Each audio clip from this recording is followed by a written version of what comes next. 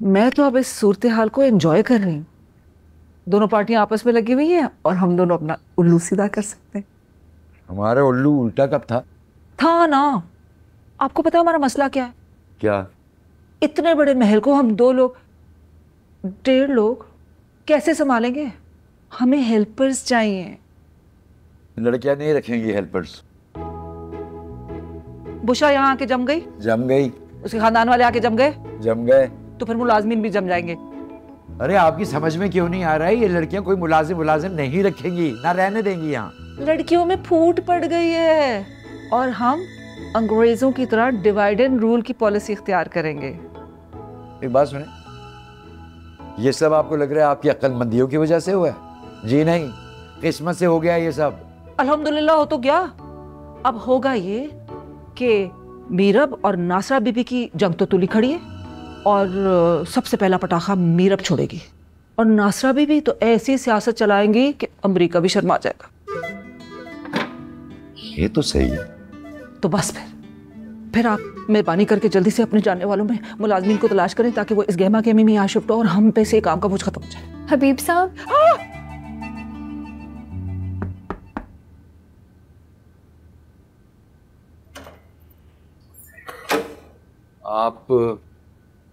आप प्लीज आएंगी मेरे साथ? कहाँ? मीरब को समझाना है। वो नहीं समझेगी इरफान। वो नहीं समझेगी तो नासरा तो नासरा तो क्या पहले से शरारती थी ना मीरब। अब मेरे पे और फाखरा पे इल्जाम क्यों लग रहे हैं?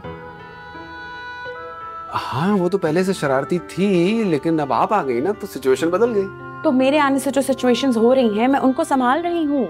अब्बा जी और फाखरा को कमरे में बंद कर लूंगी, मैं खाना पका लूंगी, पूरे घर को संभालूंगी, इनको अपनी मोहब्बत में गिरफ्तार कर लूंगी, लेकिन मिजाज कैसे बदलूं? यही तो फनकारी है। आपको इसी के लिए तो आप मुझे यहाँ लाए हैं, इसी के लिए तो आप मुझे पैसे दे रहे हैं, है ना? जानती हूँ मैं। पैसे तो आपके वक्त के हैं, जो आप मेहनत कर रही हैं वो तो अनमोल है। बस बातें हैं सारी। इतना बुरा लगा मुझे अब्बा जी को, मैंने भी कहा है कि आप मेरी नंदों से दूर रहा करें, अपनी हद में रहा करें, उनसे ज्यादा घुले मिले नहीं। अरे उनसे ये कहने की क्या जरूरत थी? तो और क्या कहती? ऑर्डर तो आपकी तरफ से ही आए थे, मैं तो हुक्म की गुलाम। इतनी मुश्किल से चुप कर आया मैंने, आप समझे ना। अच्छा खैर, मैं जा रहा हूँ मीरब को समझाने। अगर आपको मुनासिब लगे तो आप आ जाइएगा, वरना जो आप बेहतर समझे।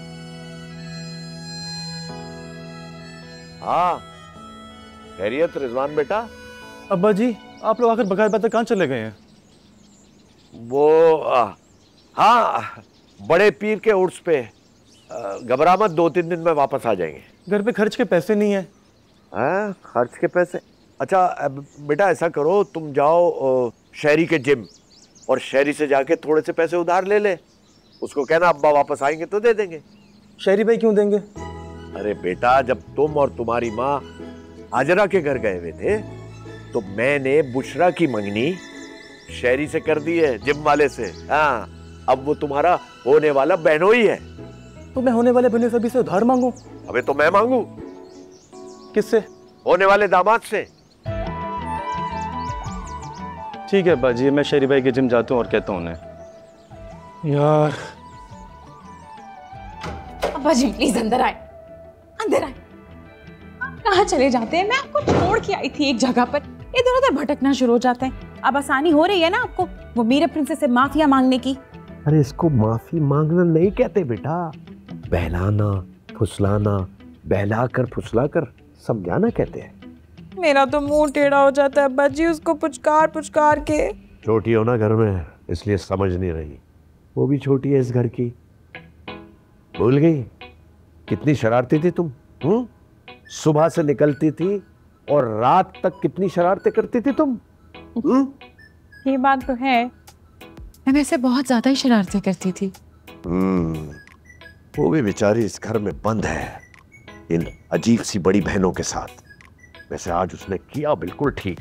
अब्बा जी प्लीज आहिस्ता बोले, नासरा ने सुन लिया तो मुझे मुर्गा बना देगी। हाँ, मुर्गे पे याद आया भाई, घर में सुकून और इत्मीनान के लिए घर का निजाम अच्छा रखना पड़ता है। इन लोगों के झगड़े से फुर्सत मिलेगी तो मैं घर का निजाम देखूंगी ना। अरे देखो ना बेटा, ना ढंग से घर की सफाई होती है, ना कोई कुक है, ना पोर्च में कोई ड्राइवर है, और ना ही कोई ऊपर काम करने वाला लड़का। अब तुम इस घर की बहू हो, तुम्हें ये सब सोचना चाहिए। बात तो आपकी ठीक है। देखो मेरी बच्ची, अगर ये छोटा सा घर होता ना तो संभल जाता, नौकर की जरूरत ही नहीं पड़ती। भाई ये घर जो है ये तो बहरी जहाज के बराबर है। वो क्या कहते हैं उसको, हाँ, टाइटैनिक।